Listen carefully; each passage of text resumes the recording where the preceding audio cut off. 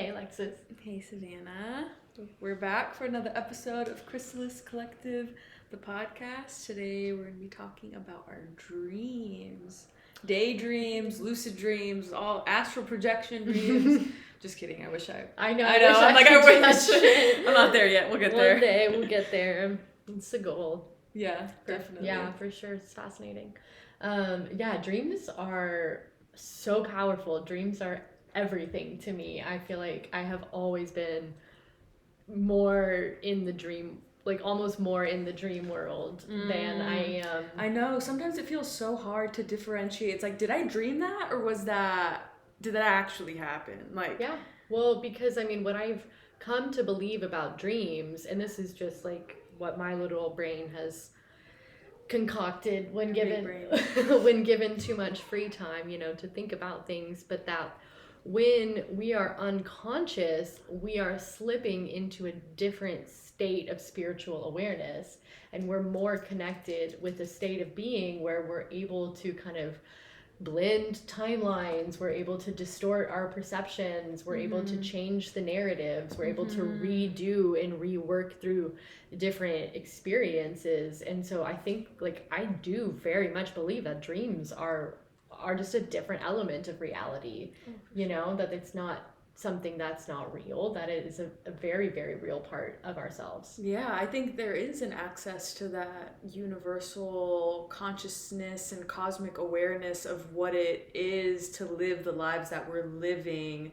I feel like I get a lot of strong spiritual messages in my dreams, and it's a place where I do a lot of deep processing. Like, that's what our brains are doing while we're asleep. They're processing and helping us keep information that's relevant and, take out information that our brains don't think are relevant, and really seeing how that forms a culmination of like this crazy movie that you're viewing while you're just laying in your bed at night. Is like, how do people not give more time to the messages that are there? Like, it's just crazy. Like, dreams are so cool, and I feel like since I've began writing my dreams down every single morning, that's like a part of my practice. Is I wake up and I write my dreams down, and sometimes I'll have 6 dreams in one night, or sometimes I'll only have one, but every single time it's like there's some that are recurring, and I notice patterns, themes of like me being in school, me being late, me not doing well in this, like me, like performance type dreams are some that I have really often, and it's usually around times where I'm feeling I'm like not doing enough or whatever. Like, that very much shows up, and I've noticed over time that like things coming to fruition, or certain aspects of things that I'm trying to figure out or process, or if I'm not dealing with things either, I've had a history of super like anxious dreams where I wake up and I'm sobbing. Like, a lot of that energy, if I'm not working through it, they ask very directly to be addressed in my dreams. Yeah, absolutely.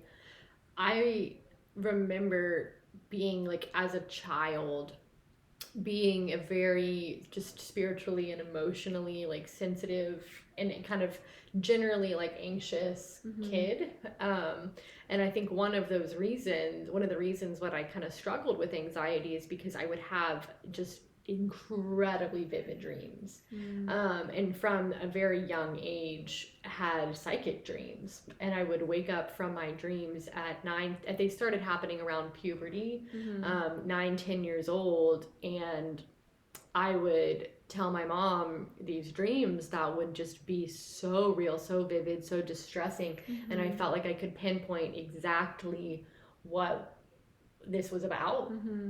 I have, and like from an early age, would have dreams where my predictions would come true, and it would be pretty like not little things either.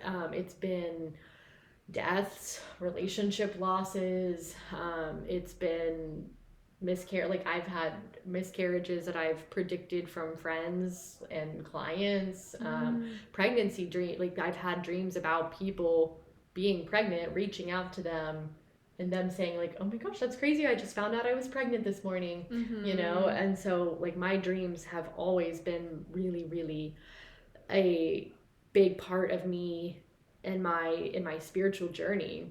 Is that something that you feel like in your childhood your mom gave you space for? Like, Definitely, okay. yes, because she told me why. Like she said, this is you.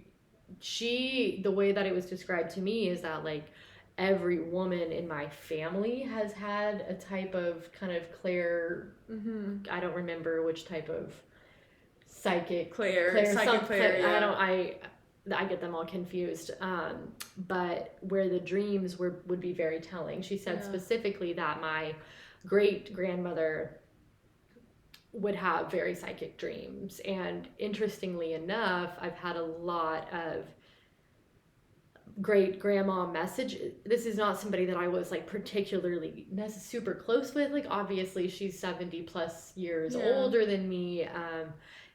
But I would get a lot of messages from her, and my daughter would get messages. Josephine, my oldest, yes, would get messages and like feeling and kind of seemed to be followed by this great grandmother a little bit, or her great great grandmother who she met maybe one time in her entire lifetime. Yeah.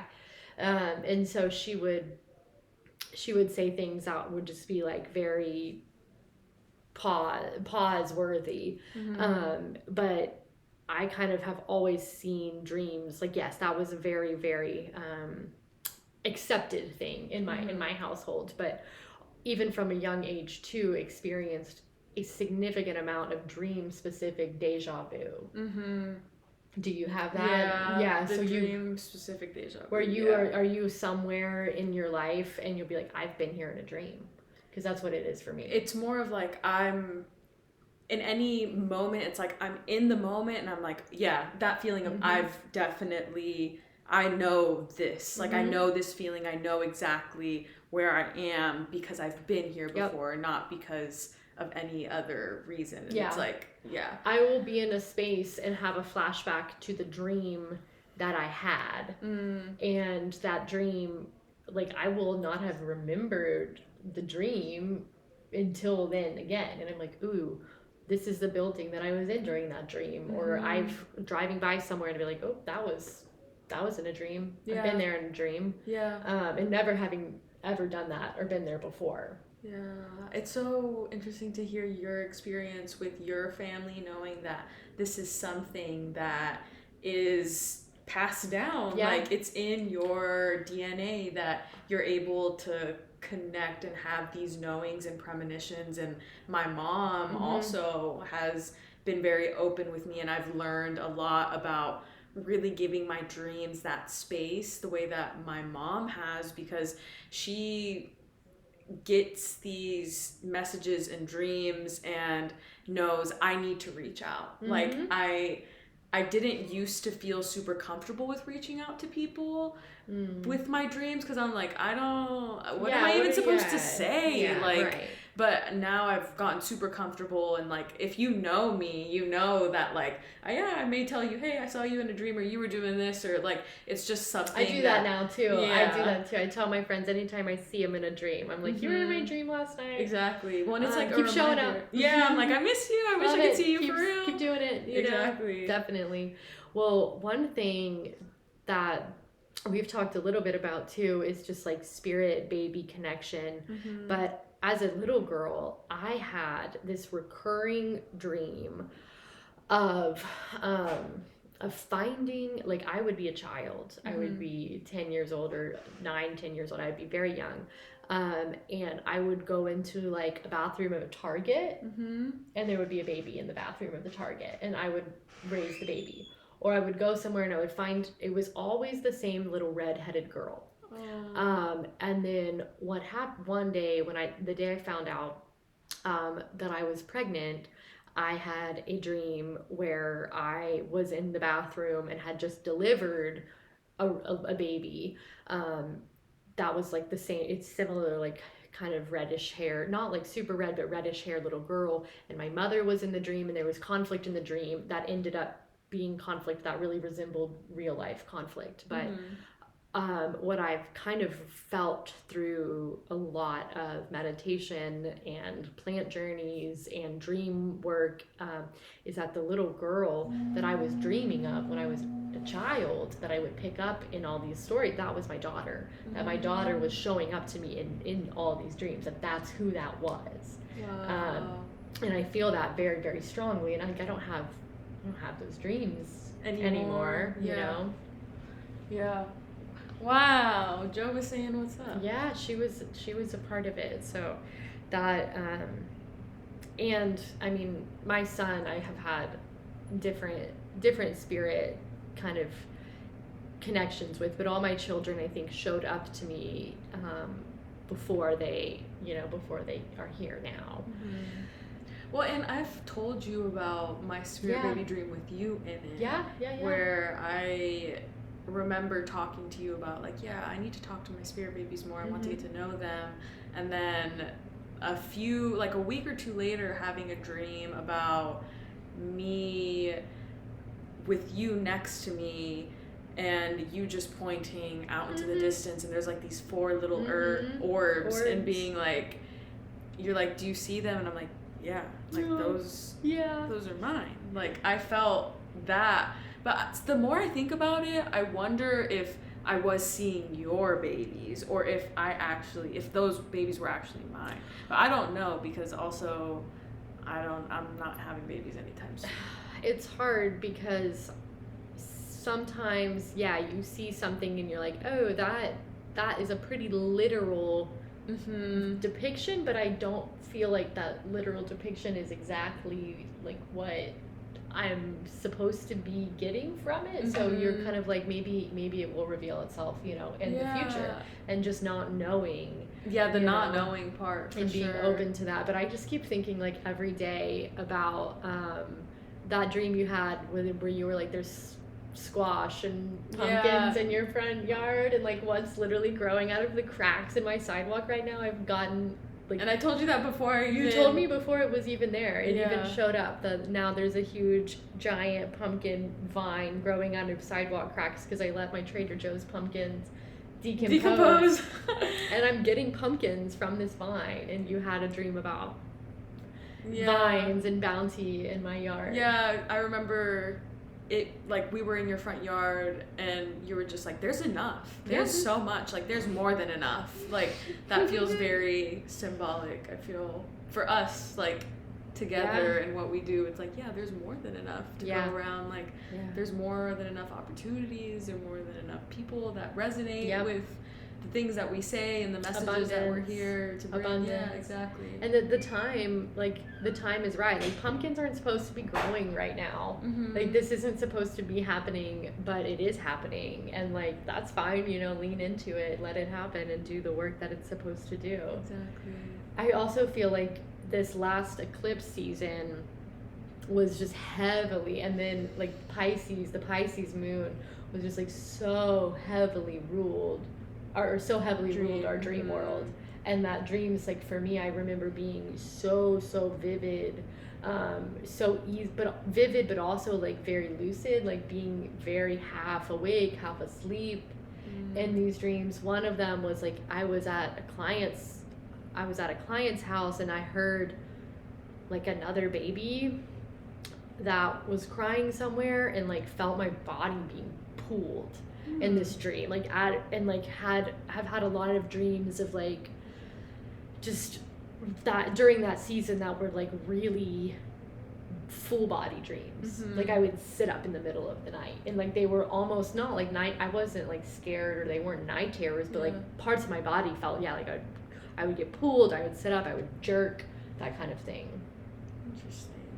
I am just thinking about, like, most recently I've been having a dream where Ariana is with me, my partner is with me at work. Like, we're just hanging out at work, hanging out with the babies together. Like, just very random, because I'm just like, I don't feel like you're supposed to be here. But like, it's fine. Yeah, she's like, just, it's fine. Yeah, it's good. I love that. I love Ariana. She's so sweet. Shout out Shout out my girlfriend. If you're listening to this, she listens. Yeah, she does. She listens. Great. She'll listen to this. She'll hear that. She'll get a shout out. Good. But what else was I gonna say about dreams? Because they're just, they're so powerful, and I feel like when we see them as like a opportunity to reflect on like our life and what's in like listening to it and be like, what opened up for me in that experience? You know, did that feel like, where do I feel raw? Where do I feel vulnerable? Like you had mentioned dreams, or you talked about earlier, like crying when you wake up and things like that. Like, what's your emotional reaction? You know, when you get up in the morning, how do you feel? And like, what do your dreams, how do they sit with you throughout the day? Like, do you feel uneasy? It depends. I think that's a big part of what the dream journal has been for me, is giving it its space and like letting it the energy not carry with me for as long. But sometimes I'll still write a dream down and I'm like throughout the day getting hits of it, like flashbacks I get that to all it. The time. Yeah, Lots so it's of like dream flashbacks. More, it's like you gave us some space, but you need to give this a little bit more attention. Let it be a part of your life. Exactly. Let it be a part of who you are and what you're doing, because your dreams are messages and they exist for a reason, and they're very potent because they're constantly like it's your brain is taking in more information than what you are consciously aware of, and you're consciously connecting with other people on levels that you're not, you know, fully present of your understanding with. And so like when you're sleeping, you shift your levels of consciousness. And in like the Yoga Sutras, there's a different states of knowing and different states of receiving truth. And in sleep, you are only receiving truth. Your sleep awareness cannot be disturbed by any sort of real mind chatter that can happen when you're conscious. When you're asleep, you're only experiencing. And so it's really important to allow that type of mental awareness to feel like it's a part of your, you know, your day to day. It's not something that only happens when you're at night. Yeah, I think that feeling that happens also when you are in a dream. It's like more indicative of what you are trying to process versus like the semantics of exactly the literal things that are happening within the dream. Like that feeling wants to be seen, it wants to be acknowledged, because maybe the waking mind isn't allowing you to fully integrate and process that feeling that's asking to really be given the space that it needs. And I've found that to be true for myself when I'm really going through a time of like very high anxiety, and I find ways to distract myself and suppress those uncomfortable emotions because I don't want to feel them.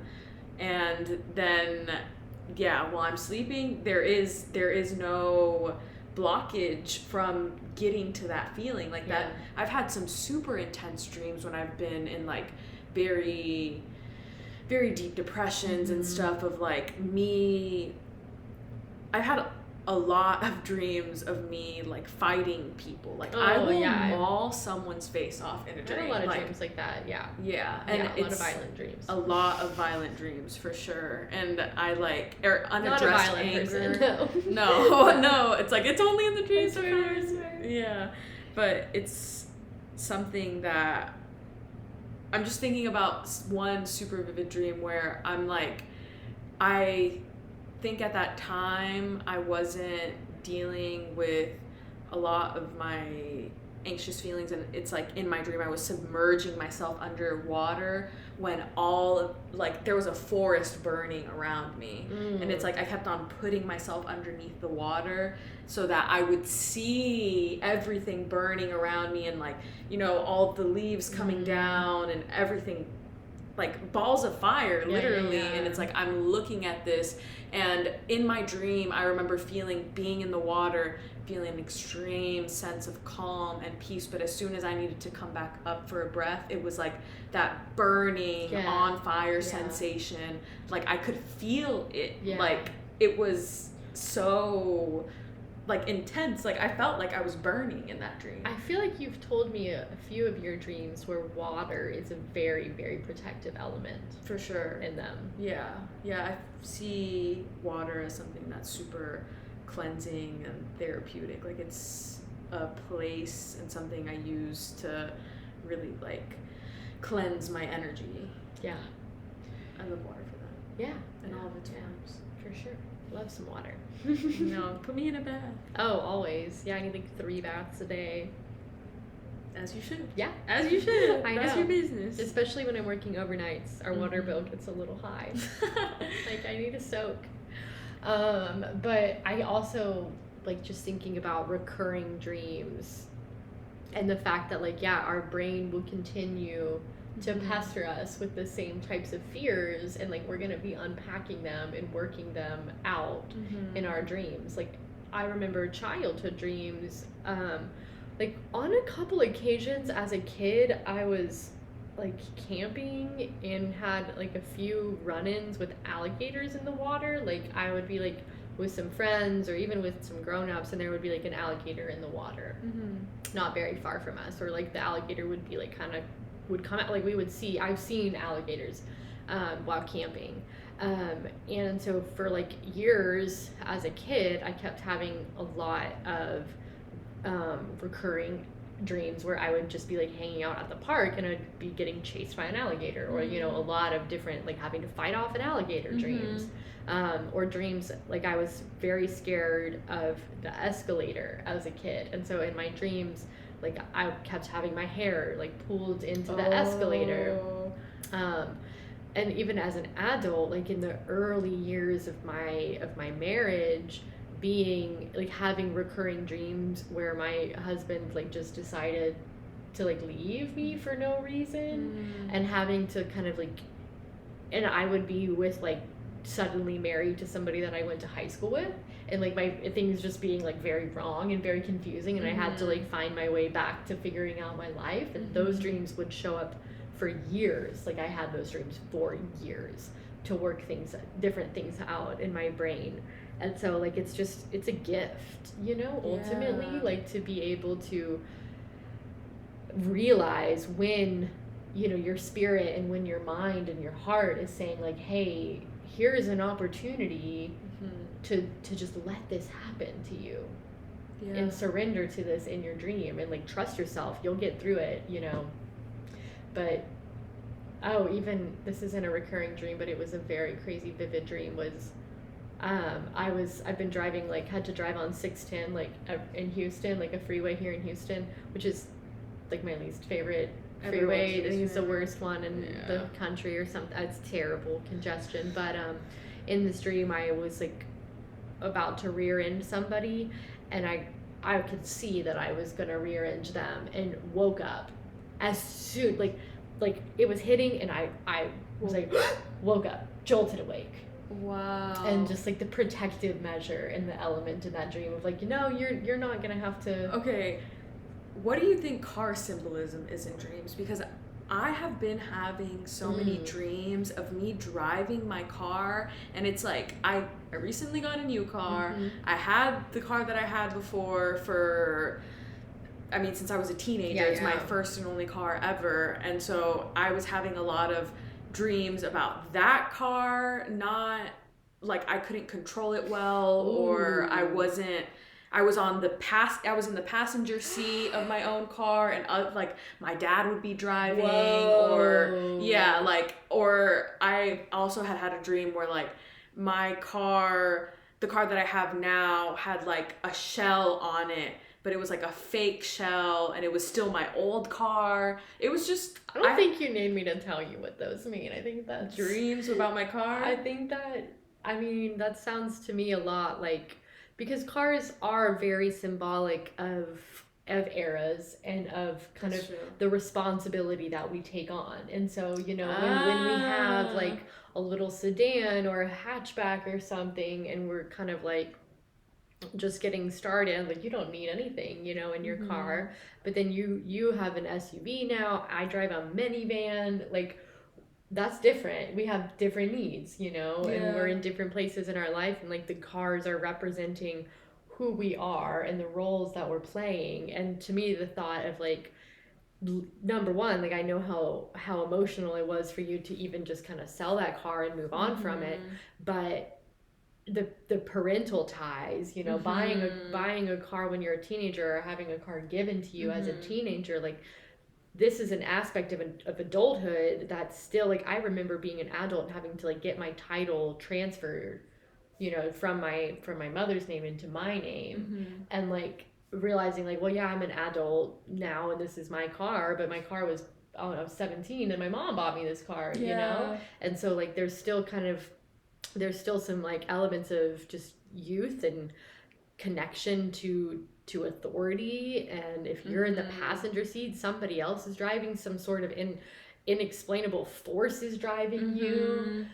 Your car now, you're like, okay, I'm different, I'm ready to embody this different thing, but I still feel like there's all these old versions of myself, or like maybe there's a facade, maybe there's a mask, maybe I'm not going to fully be able to step into this place, you know, and there's fear and anxiety of like being able to completely sit in it. And I feel like cars, that makes a lot of sense, you know, that your car, even just the selling and the buying of it, of course that's going to show up in your dreams, but what the car represents as a whole as well. And I think I'm aware of that to an extent, but I hadn't really pinned the whole responsibility aspect to it, just because in my dream, I am in my current car now, and the dreams I'm having are in my new car, where I'm having to press on the brake, or feeling like I'm like kind of trying to not go too fast but also not go too slow, and like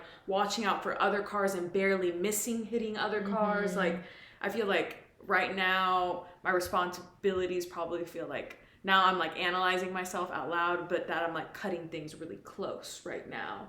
Like things feel like my responsibilities, I'm clumsy, a little clumsy. Yeah. Like I've continuously been getting this image of like one stepping stone is being laid out right before my foot is about to hit it. Like I'm barely like taking these steps in a way that it's like, I'm not gonna sink into anything in particular, but damn, you sure are cutting it close, girl. Like that's where I'm at. So now I know, and everybody else does too. Well, if you need me to King David some dreams, I don't know if you're familiar with Is it the book that you have read? Oh, no. I'm just talking about King David from the Bible, because I don't know if Girl, you're familiar with your Bible stories. What did King David do? Could just he could interpret dreams. And so I was gonna say, divine my dreams for me, girl. Interpret them anytime. I'm gonna I thought it was the book that you had gotten. No, I do love a good dream interpretation book, but I always think that they're a little bit too vague. You know, they like to give nice it's generalizations, but things are so uniquely personalized, and especially like what one thing means to you isn't what it's going to mean to somebody else. And so I think you should try to interpret your dreams, but do it by, you know, being aware of like what's coming up, but don't look for something right away, because usually what happens, or at least what happens to me, is that I will have the dream and up will come this feeling of like, this is something to pay attention to. I'm not quite sure like what's here for me yet, but then I'll just go, you know, about my life and about the time, and then something else will happen, and I'll be like, that was that dream. That's what that dream was for. And I will realize like, oh, I've been spiritually and like psychically prepared for this moment. So like, yeah, I'm not surprised. No, I knew this was coming. Yeah, I love that we both have connections to our dreams in that way. Yeah, because I feel like, I mean, hell, you got squash growing now. I'm like, there's lots of messages. For each other, and even our dreams, like all the connections we have, they exist so much, like in a way that's so much bigger than us, and that we like at times have no clue, but it always reveals itself in time, for sure. Definitely. Alrighty. Well, thank you for listening. I'm Savannah Taylor. And I'm Alexis Ramirez. We are Chrysalis Collective. You can follow us on Instagram at _Chrysalis_collective. And if you like this podcast, please give us a review. Send us some love. Send us some stars. We would appreciate any of your feedback. It helps us out. Share this podcast with a friend. If you're interested in booking services through Chrysalis Collective, we have a wide variety of services from womb wellness experiences to end of life transition services and anything in between. There's really pretty much something for everybody here at Chrysalis Collective, and we are so excited for the future because it's gonna be special. Our dreams are gonna take us there. Exactly. We got big dreams for sure. All right. Well, see ya. See ya. Say bye, Sal. Bye bye. Bye bye. I took her bra off.